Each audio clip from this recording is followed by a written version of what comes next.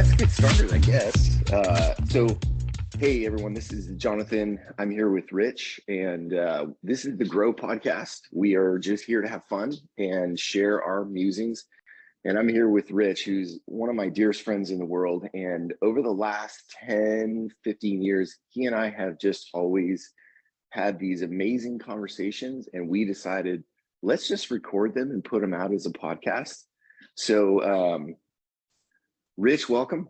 Glad to have you here, brother. Why don't you introduce yourself?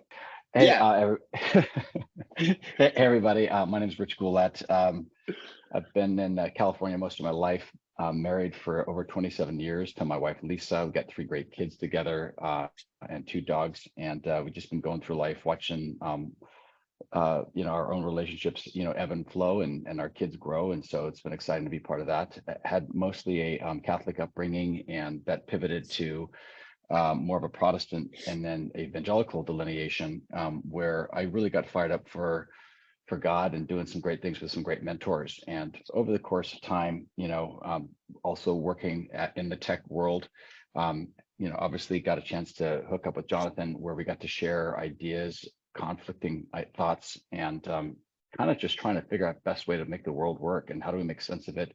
How do we look at a variety of topics? We definitely mostly agree on a lot of things, but we also kind of, I would say, sharpen each other on other aspects as well. So, just enjoying life and trying to, make the most of it. That's awesome, brother. So I'm Jonathan Brink, and give you a little background on myself. I am a family man. That's kind of how I would first characterize myself. I love my family. I have 6 kids, a blended family, so I'm technically a Brady Bunch. And I live in Northern California, and I am in user experience for a software company. So, which is ironic because most of my life has been about kind of discovering what does it mean to be human. And that's really what has always attracted me to Rich, is we like discussing ideas of what it means to be human, growing. We talk a lot about theology, science, business. We've had these amazing conversations around capitalism, communism, what kind of world we want to live in, what do we want to do for our kids, what is the meaning of God, all these great conversations. And I thought, what if we just put all these down into a podcast? Because I think they're interesting, and it's probably just going to be the 2 of us, but who knows, somebody else may find this valuable. So we just wanted to put it out there. So the format that we created was actually pretty simple, that we wanted to just discuss topics that we thought were valuable. And so we each came with a question that we wanted to start with. And I thought, Rich, why don't you kick things off with yours? Because yours is a fantastic question. I absolutely love your question this time because it's very deep. We're starting and kicking it into high gear today. Why don't you start off with your question, and then we'll go from there. Yeah, well, thanks, Jonathan. And, we could have started with, is drinking pH, alkaline, high water good for you? Better than it is. Not. It is. And yeah, is our ice baths really, really good for you? Maybe we can talk about more pragmatic things down the road. What's the best Cabernet in the world? Yeah. We can talk about great things. Exactly. I think that the thing about this point that resonated with me is, and it's exactly what Morpheus tells Neo in the Matrix, and he talks about this thing that's bothering him, that's in his mind's eye. It's a splinter. And I think that the more we look at the world, especially in a postmodern framework, where we're kind of under the purview that we know God lives out there, he's objective, but we just can't see that. The world we live in is so subjective and so dichotomous that you have to ask yourself what's really going on. And so when you look at the buildup of COVID and the idea of global warming and the idea of Ukraine, and you got the Great Reset with World Economic Forum and Davos, there just seems to be a lot of these great narratives that are coming to fruition that we don't seem to necessarily be a part of. What I'm saying is that if you look at going back to the Matrix, which I think is the best kind of fundamental understanding of, are we actually in the simulation, is you've got people on one side of the equation that know what's going on. These people live in the real world. And hopefully everybody who is watching this understands, or listening to this understands the nature of the Matrix. Maybe we'll have to flesh that out. Jonathan, you let me know. let's just assume. On the other side of the equation are people that live in the matrix, which is a computer programmed idea that was created by AI and machines to help them grow humans, which are all attached to these battery types of objects and actually power the AI machine itself, including a whole bunch of robots that kind of keep order in the world. So what I'm getting by that, if you look at today's day and age, you can actually look at the world we live in, and you can say January 6th on one side of the equation was an absolute disgrace. It actually was, according to some people, worse than 9/11. It was one of the greatest tragedies, the greatest violations of our democracy in our history of our nation of over 250 years. On the other side of the equation, you got a lot of people who say, bullshit. Yeah, there was some bad shit that happened. It was bad news. There was definitely some doors being busted out. But look at all the footage of this QAnon shaman being walked around the actual Capitol building, just actually minding his own business. And there's actually even a footage now of him saying, hey, just heard from Trump, do not do anything violent, right? So now you can say there's a cherry picking here and there, but if you go to Twitter, you literally see that there's two kinds of worldviews and a bunch of stuff in between. The other thing I wanted to mention, and maybe this is just worth reading, is there seems to be a sense of a movement to transhumanism and a nihilistic worldview where we're actually looking at being less human and being more binary. And this is a huge thing in terms of the transgenderism movement, if you ask me, because people are now using their mind to determine the nature of who they are, as opposed to their physical bodies, right? There's something going on in certain categories of folks. And some people call it body dysmorphia.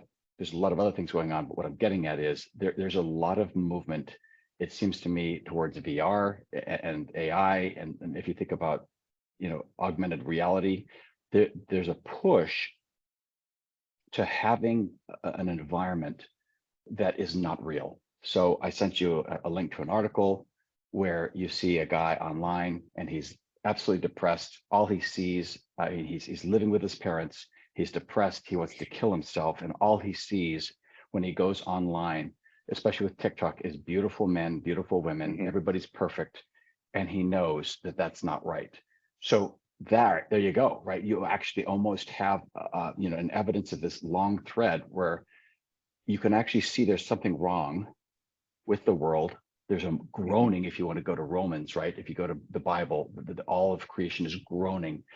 And I feel like we're reaching a tipping point where something's got to break through. And I don't know what that is, but that's my idea so far of fleshing this idea out. But the thesis you have is that we are in a simulation. Yes. Yeah. That And is, you said in your notes, you said in your notes that it comes from a Twitter post. Tell me the story of that. Yeah. So you've got this guy who basically makes the premise that everything on the modern internet is effectively fake. And he got this because he was looking at a guy that he saw, I think, on a Substack or something like that. He's a college dropout, slave tier at a job warehouse, 7,000 saved, 0 talents, qualifications. This guy has basically lived his life as a nobody, and he's looking at the summation of his life, and it's worthless. So nihilism is where you go down this path if we continue on this, right? So this guy talks about, all you see are extremes. Women are attractive. Day in the life, shows a 24 graduate who lives a life that only can be described in modern fairy tale. Everything that they're being exposed to on this thread talks about, they're dichotomies, like everybody else has it and you don't. But the end of the story is that there needs to be an awakening to show him that things are better, right? And so what I'm trying to get at, and maybe I didn't, there's a lot to digest and there's a lot to even kind of postulate, but the real question is, how can we prove that we're not in a simulation, for instance, right? And, because we don't really know what happens when we die fully yet. And we don't really know, like, when we do things, the nihilist says that it's all meaningless, right? So it'd be like if you're in a simulation and you're hooked to a battery, if you're in the matrix, you realize that you've got this idea of how life is supposed to be, you go through it, and then I guess when the machines are done with you, you just perish, right? I think that there's a lot of people out there who believe that that's the kind of environment we live in, that everything external we're seeing is a creation of what things should look like. And whether it's China creating, you know, algorithms in TikTok that serve up to you, or something else is going on, it appears that there's this dichotomy that existed in the Matrix that is real today. Have you heard about the kid at Harvard who killed himself for nihilism as an outcome? Did I send you that text as well? Is that the one you sent That's me? the one. Did you Oh send yeah. me that? Oh Yeah. yeah, I did. Well, Yeah, the that's Twitter the one is a additional. little bit different because it's talking about the concept of a simulation. But what's your concern? Let's go down a rabbit hole. What is your concern if we live in a simulation? What's the fear of that? Like, what's the possibility? Because you If and I we have live talked in the about this simulation, before. yeah, I believe we are in a simulation, you do. but we choose Truly. it. Yeah, we choose it. Yes, Boom. we choose to live this life before we lived this life. That's my gut instinct, because that makes the most sense of how, if we, it takes away the question of theodicy, which is ultimately, God, why do you allow me to suffer? That, I think, is the question every human being wrestles with.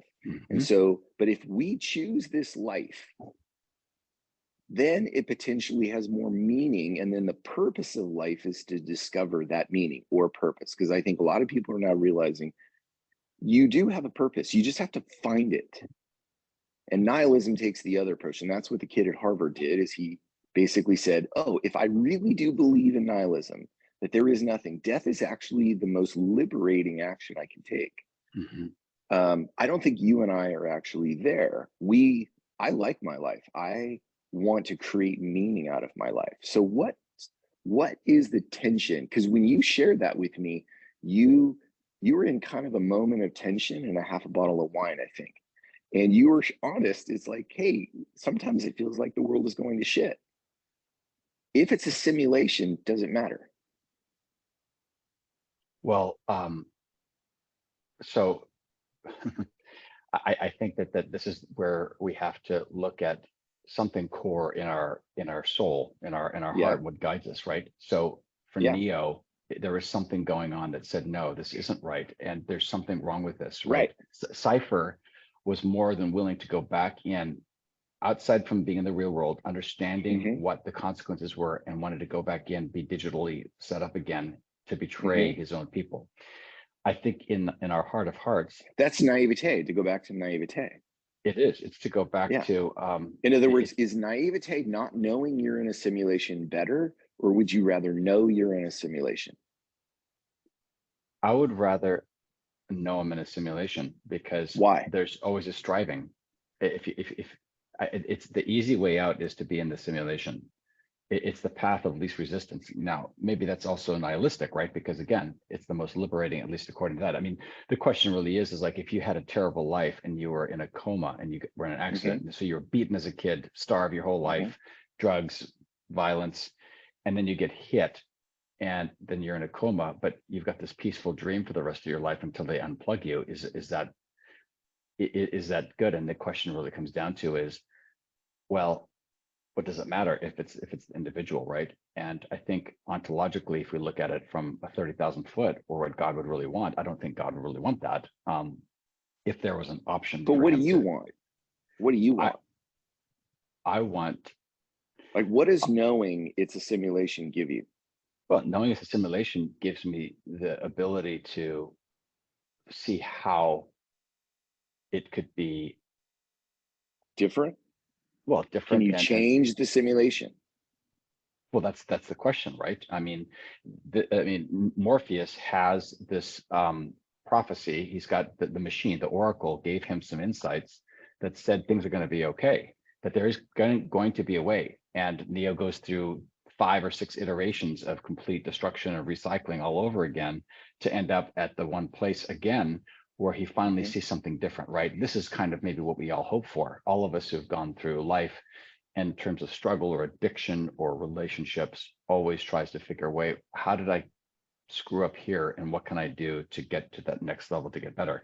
In your case, where it's the God imagination, we somehow have this revealing that we've always been in this circle and God has always loved us. We've actually pushed ourselves away, right? When Jesus died on the cross, as you say, that was not God's wrath served up against humanity and our Jesus. It's what we needed in order to feel good about where our own consciousness was, right?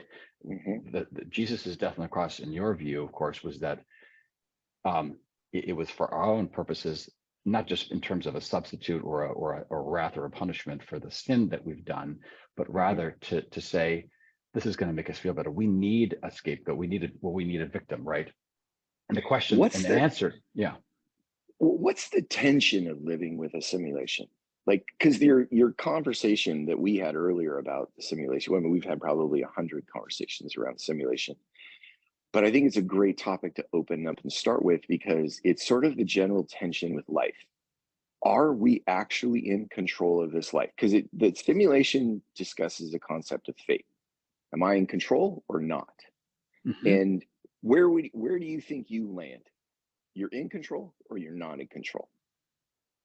I would say that if I were to lean towards one side of it or not, I would Hmm. say I'm less in control than I wanted to be, right? When I look at my life and I look at the things that I've, tried to accomplish vis-a-vis the light of what success looks like, right? When you look at a Hmm. materialistic, financial, other kinds of scenarios, you say, I Hmm. think I could have done better, right? And so there's a little bit of regret there. But you all, I mean, I'm trying to learn the idea that you only live in the present moment, that the regret Hmm. doesn't do you any good. Regret, regret in getting a tattoo and stopping the next tattoo is probably a different kind of regret. And there's a guy named Hmm. Marshall Goldsmith, who's one of the greatest executive coaches, who talks about like keeping regret in the rear view mirror. It can cause pain and suffering and fomentation, right? It Hmm. can cause despair. That's what this kid has. This kid has regret, right? He has regret. He's completely bought off on the idea that his life is worthless, right? He's got a shotgun. This is the one that not your well, the guy that I'm talking about online right now, who is a college dropout or whatever, makes weak money, lives with his parents. He is in the same mental state as the guy who from Harvard, the brilliant guy who already killed Hmm. himself, right, many years ago. So I think what I'm trying to get at is, um, how do I get to myself in the headspace that literally, I mean, people talk about faking it till you make it. How do you get yourself into a headspace where you can actually manifest the idea that you are going to be fine, and that almost faking it turns into something when you align your thoughts, like our friend, the book we're reading, when you kind of align your heart and your mind to that same place, maybe that's what it takes to break through, Hmm. right? So See, I, it- you and I have talked about this a long time. I have come to the conclusion, and I think I've landed. I don't think and a lot of this. So, one quick thought you had mentioned the God Imagination. So, for those who are listening, it's a book I wrote about 13 years ago now called Discovering the God Imagination. And I'm not going to go down that tangent right now. So I just wanted to make sure listeners knew what that was. But it's a very specific way of thinking that I've come to the conclusion that we aren't in control, that everything is mm, fate, everything is pre-scripted because we chose it that way. Or it's the thrill, like Alan Watts talked about, of the unknown dream. Like you want to have it so that it's thrilling. And I think that's a central part of being life is the discovery of what you don't know. We don't know anything that's going to happen in the future, but we always experience it in the now. And so when it happens, it's are we prepared to deal with it? And I think at the end of the day, what I've come to terms with is the only thing that matters in the present right now that really, really matters.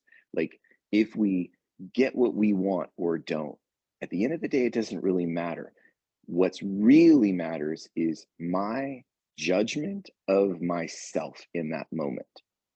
mhm, And that's the only thing that we truly can control. We can control our thoughts, especially about people, first to myself, and then to all those people that I interact with. And that life is ultimately most valuable when we find the capacity that, even if it is a simulation, to say, I'm still worth it. I'm still good. I still have value and I can still contribute to the world. Because if we don't believe that one thing, I don't think we can do anything effectively. Everything revolves around our dignity and our self-perception. And that we can't, that's the one thing that scripture kind of talks about in the Garden of Eden, where we do actually have a choice. Everything else, they just show up to. Hmm. But if we judge ourselves as good or evil in the moment at any time, because that can waver, that can change, that can, and that's why when, if we're sitting in the idea of we're in a simulation, it's like, well, I got fucked. Like, like when I lost my job at Charles Schwab, I got wrongfully terminated. But that's life. How are Yeah. you going to handle it? Hmm. And that's the hard part about the concept of a simulation is sometimes it's a roller coaster that sucks. Hmm. And how do we learn as human beings to deal with it? So it sounds to me that, according to you, that it Mhm. doesn't matter if we're in a simulation or not. No, Because technically, I mean, you believe that we are actually already in our own simulation. Now, what's I do. interesting is that that version of a simulation isn't necessarily hooked up to a machine and turning us into batteries. That's a different kind of a No, simulation, right? no, We've no. created our own Yes. simulation, our own idea, and it's a perception that we are inherently broken or wrong, and we're not really fully loved by God, at least a lot of us. And once we Like break through that, realize yeah, that, yeah, I then don't we see. care. But sorry, go ahead, finish. No, no, no, that's it. I was just trying to. I don't care if the Garden of Eden is true. I care if the narrative of you are here for freedom and joy and to discover. Like if you really listen to what, like I don't know if Genesis, the creation story in Genesis is true or real, but I know it communicates deeply insightful things. Mhm. And It's true, one and of the it's things, true in that regard that what it's trying to express is real. yes, We're yes, not asking for scientific kind of, right. I don't care. Yeah. exactly, right? I'm way past that. I don't need that anymore. I don't need Yes, it to be real. I just need it to be true. Because in exactly. true, it tells me you are worth it and you have freedom, but you're going to encounter life. Like I think the tree of knowledge is the here and now, every single moment of our life. That's what I think. That's what I discovered is it's a simulation, but in every single moment, you only have really one question that makes sense is are you good or are you evil? That's the only thing that you have control over. And life is going to throw you through the blender. You know, going back to when I lost my job at Charles Schwab, my world was wrecked because of my expectation. Oh, I had this new path. I'd only been there 2 months. It was a freaking phenomenal job. And then boom, the rug got pulled out from under me.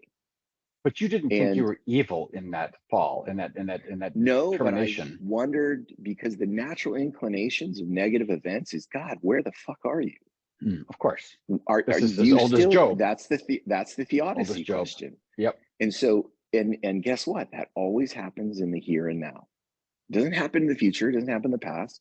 It happens in the here and now. When I remember being on the train when I got the call and saying, you're being released from your contract. They no longer want you to work. You're done. Don't come to work tomorrow.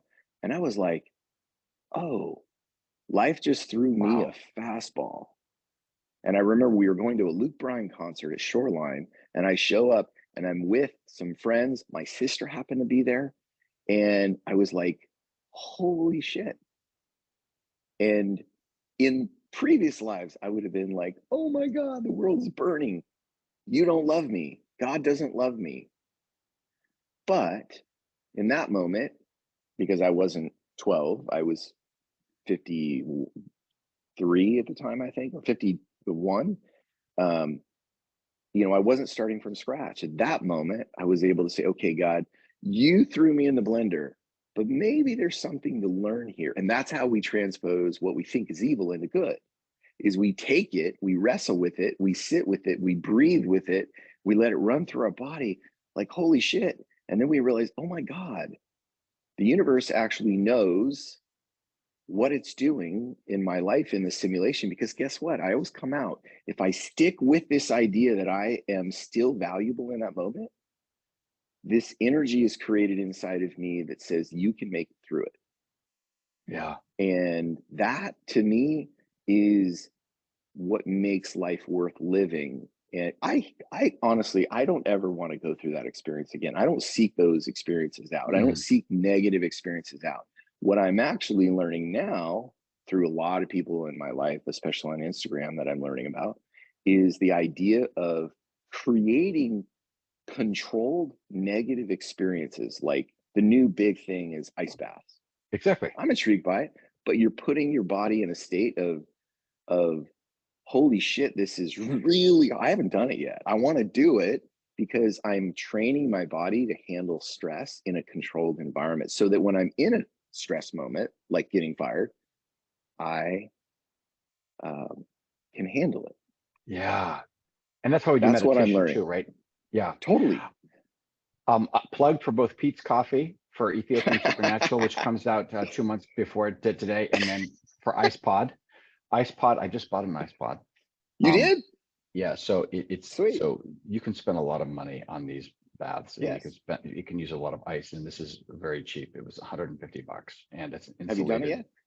yet? It's going to be arriving in the next couple of weeks, and I've had Why some did you terrible do that? inflammation.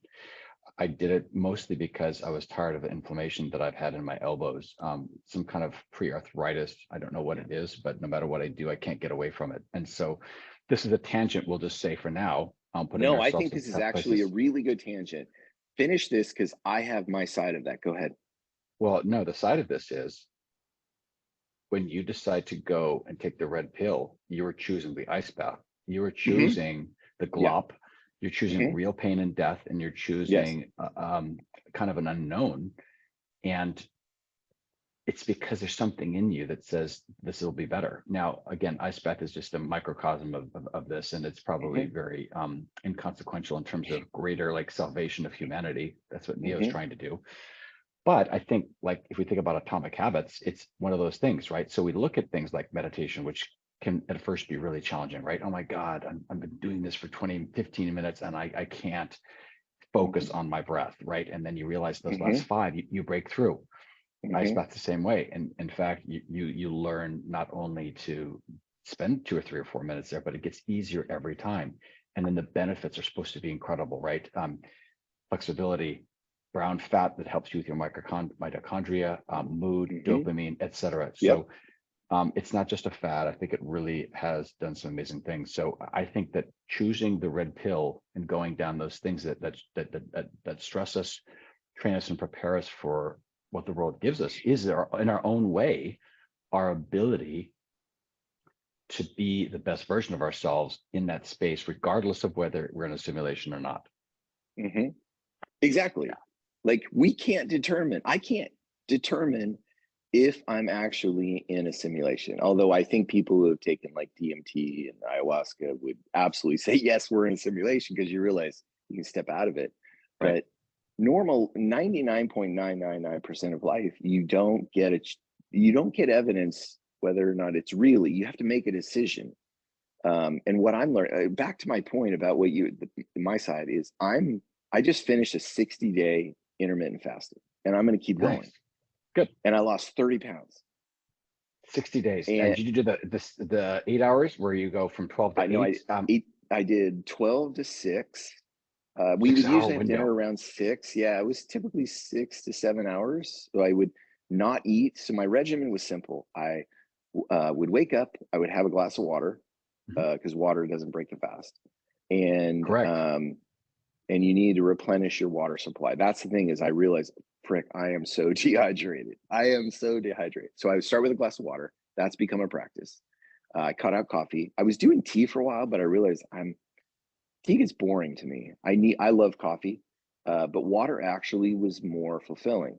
Then I would wait until noon. At noon, I would have a protein shake, and I think that's the thing that contributed most to my fat loss. Is my body was getting the nutrient. I love carbs. I'm a terrible eater. I love to cook, and so I'm always indulging.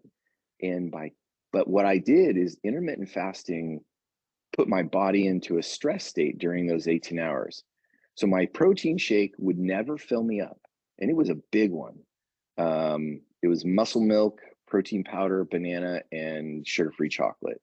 And that would carry me. But what happened is that I would get to dinner, and in the first week, I was fairly, um, I was okay, but I was like, yeah, this is tough. And then I would have my dinner, and I am a massive snacker.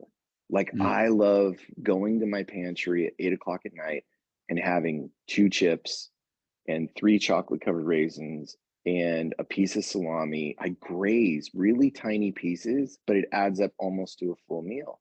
And I cut all that out.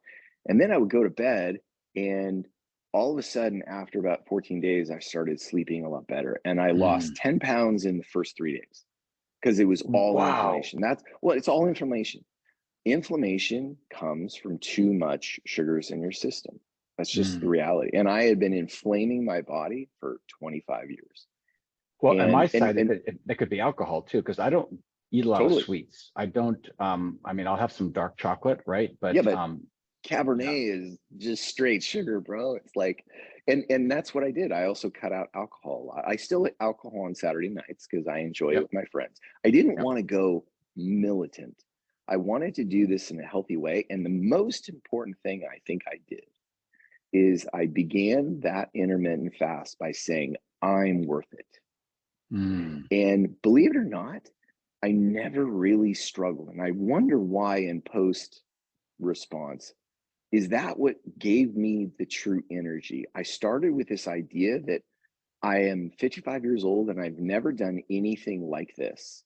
And I like the idea of fasting is not my lifestyle.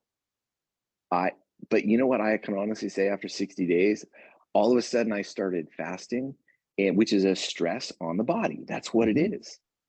Yeah. I lost 30 pounds now. This morning or yesterday morning, I weighed myself. I was Congratulations. 222 and I Amazing. started at 255. And I'm like, maybe there is something to this idea of stressing your body as a productive process. Yes. And I think getting back to the simulation, it's like, if we are, can we still make the simulation work for us? Because that was Alan Watts' idea of, God is having a dream. And in the dream, it's always going to be a little bit of a close shave. You're like, oh, I got through that one. But that's what makes life thrilling. That's what makes, like, now, Charles Schwab let me go. And 2 months later, I ended up finding the best job I've ever had. So we never know in the moment what we is really going to happen in the future. But in that moment, if I'm beating the shit out of myself and I'm like, you suck because it was all your fault, and we run to guilt and shame, I'm realizing that doesn't work. That doesn't work. Mm. It's finding the grace in the moment to say, no, one, I'm good, I'm worth it. Even if this is in a simulation, how do I make the most of it? It begins with dignity. It begins with going back to the tree of knowledge and saying, no, life is shitty, but it is still worth it because I'm worth it. And in that moment, I can make meaning out of virtually any negative event because the only thing that really matters is my dignity and how I self perceive myself. Can I love myself in that moment? And when I can love myself in any moment, I can get through absolutely anything. When I lose sight of my dignity, that's when everything goes haywire. I love that example. And what you actually do is you firm up this point with I mentioned atomic habits earlier. One of the things that when you're trying to do is create a new habit or break an old one is there's three methodologies to it, right? There's outcomes, there's process, and there's being. And the reason why so many people fail is they focus only on the outcomes. They focus Mm-hmm, on losing a pound or two, or mm-hmm, they do a process, but they don't think about where they're going to be. So in terms of where Mr. Clear comes from in this book, he says, I am a non-smoker. If you're trying to quit, you ontologically call yourself a non-smoker. You don't talk about, I'm trying to not to smoke anymore. In your mm-hmm, case, you valued your being, I'm worth this. mm-hmm. That is what anchored you to help you get through all of the discomfort of the stomach the lack of Yeah. energy, all these types of things, Hmm. and you look at the ontological, the being. I mean, we all know that metaphysics, Right. being, ontology is the highest level, right? Hmm. Before Abraham was, I am, right? Jesus says that in John 8:58. He's going back to what Yahweh said to Moses. Who should I say, sent me? I am that I Hmm. am. I Hmm. am I am the essence, right? And so when you can anchor to that true nature, you're going to be able to overcome any kind of, and you could call it spin, or you don't call it spin, but like dignity, you could say Hmm. dignity too, right? So I think it's brilliant. You did that. I don't know if you read Atomic Habits, but you did it. Oh, I love that book. Of course. Okay, good. So yeah, you're right there, and that's why you were successful. But you also did something crazier. Most people start that are beginners with intermittent fasting go maybe 12 hours on, 12 hours off, or they'll do the 12 to 8, which is 8 hours of eating and a 16-hour window of not eating. You went advanced. You went 6 hours, 6 hour window. And then within that I 6 hour window, it's not like, hey, let's gorge on In-N-Out burger, pizza, Right. whatever. It's like, no, start off with that shake. And I think Well, what's here's the important for you. balance. Yeah. Here's the balance of that though, is that was why the protein shake was really a good transition for me because I've never done protein shakes in my life. Okay. Okay. But it Yeah. created this good middle balance between giving my body these really good proteins and as long as I didn't cheat in the window, the 18-hour window, I could and I had that shake for lunch. I could pretty much enjoy some light snacking in the middle of the afternoon and then anything I wanted for dinner. For dinner. I Yeah. could I love have it. carb. I wasn't really technically doing keto in that. I was because I cut out a lot of carbs, but I was eating normal, healthy meals. And if I wanted to have potatoes, if I wanted to have potato chips or heavy beans or anything that's high carb, it didn't matter. No, of As course not. long as, because my body was saying, you're not overloading me. It was always about balance. It wasn't about stopping consumption because I've done keto. Keto's hard. It's terrible. When you really remove carbs so much, you lose the value. I love food. Like that's the thing as my life opens up more and more every day as I begin staying on this course. I'm realizing, damn, I love food, but I don't Mm. need food to go. Like I would have the thing that I would do is that's another thing is I literally cut my calorie intake in half by doing this. That was probably the most important thing. Calorie deprivation. Absolutely. Yes, but I didn't cut out the things that were meaningful from a flavor standpoint. Like I started getting on Instagram and we were learning how to cook meals, and I was cooking all these incredible dishes, and they were indulgent, but I wasn't having 2 or 3 servings. Mm. Like I realized, and that kind of dovetails. This is a total tangent, but I'm going to bring it back around. This last year, so this is for the listeners. This last 8 years, I was in survival mode, and Mm. last year was about me coming out of that survival mode. And what I realized is that I stuffed my face. Like every time I would eat till I was full, like full, and I was getting way too many calories. And I realized I was doing that because I was depressed. I had been Mhm. living in this survival mode, and eating was a way of making me feel good. Mhm.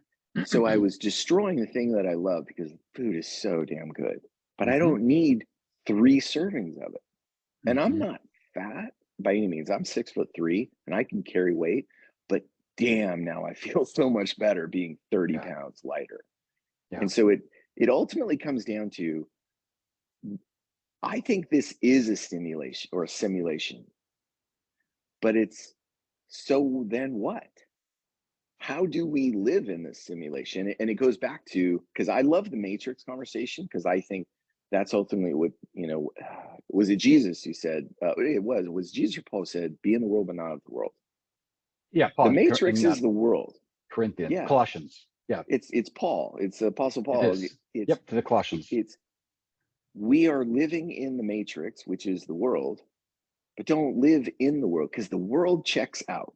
That's the only way Mhm. to really deal with the suffering of life is just to check out. You get numb, you close down your heart. I don't want to do that. I like Right. life. I want life to be vibrant. I want life to be exciting. I want life to be thrilling.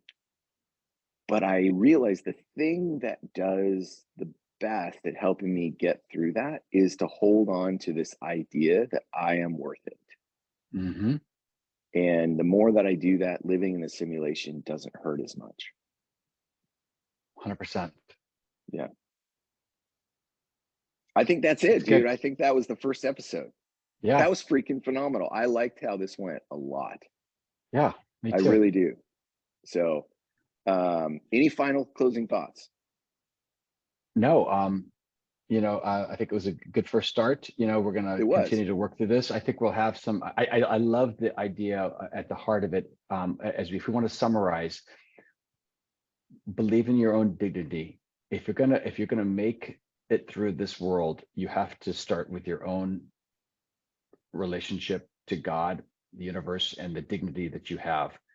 You cannot. I mean, you can't love others until you love yourself, right? That's a pretty Yes. common phrase, right? How else to do that? And then to again, a byproduct of that is to put yourself into situations where you can challenge yourself so that you can be prepared for the things that come at you to keep that dignity intact. The world or whatever is maybe the enemy is trying to deplete us of our dignity. This poor guy online, both the guy who killed himself and the guy who's living Hmm. with his parents, the dignity is gone, the hope is gone.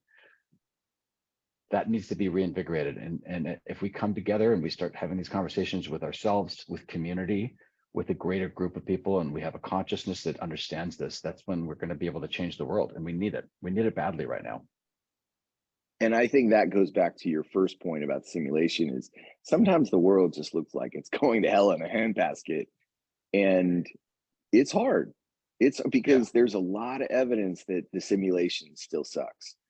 And when we swim against that stream, it's a better way of living because it's easy to get sucked into um, depression. And I don't Well, want that. how do we look at Silicon Valley Bank's collapse, right? Oh And my look at God. that as a What distraction, another conversation, total another distraction. conversation. Oh my God. Maybe we should save that for next one. We The, will. the downfall of capitalism. So Yeah. so brother, it was awesome.